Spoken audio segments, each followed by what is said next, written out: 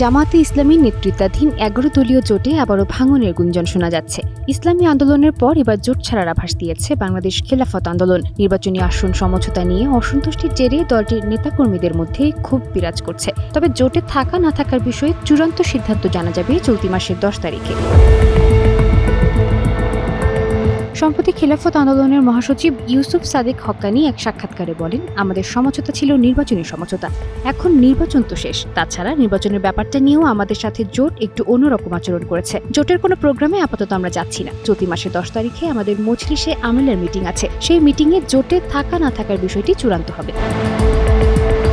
২০২৪ সালের জুলাই আগস্টের ছাত্র জনতার অভ্যুত্থানের পর দেশের রাজনৈতিক প্রেক্ষাপট বদলে যায়। দীর্ঘদিন পর এক টেবিলে বসেন ইসলামপন্থী দলগুলোর শীর্ষ নেতারা। লক্ষ্য ছিল একটি বৃহত্তর ইসলামিক রাষ্ট্র ব্যবস্থা ও অনুশাসন প্রতিষ্ঠা করা। কিন্তু জোট গঠনের পর থেকে আসন ভাগাভাগি নিয়ে দলগুলোর মধ্যে শুরু হয় টানাপোড়েন। জনপ্রিয়তার ভিত্তিতে আসন বরাদ্দের ক্ষেত্রে জামায়াতের সঙ্গে দূরত্ব তৈরি হয় ইসলামী আন্দোলন বাংলাদেশের। দীর্ঘ দর কষাকষি ব্যর্থ হওয়ায় চলতি বছরের ১৬ জানুয়ারি জোট থেকে নিজেদের নাম প্রত্যাহার করে নেয় চরমোনাই পীরের দল। Sadia Tasnim, star news.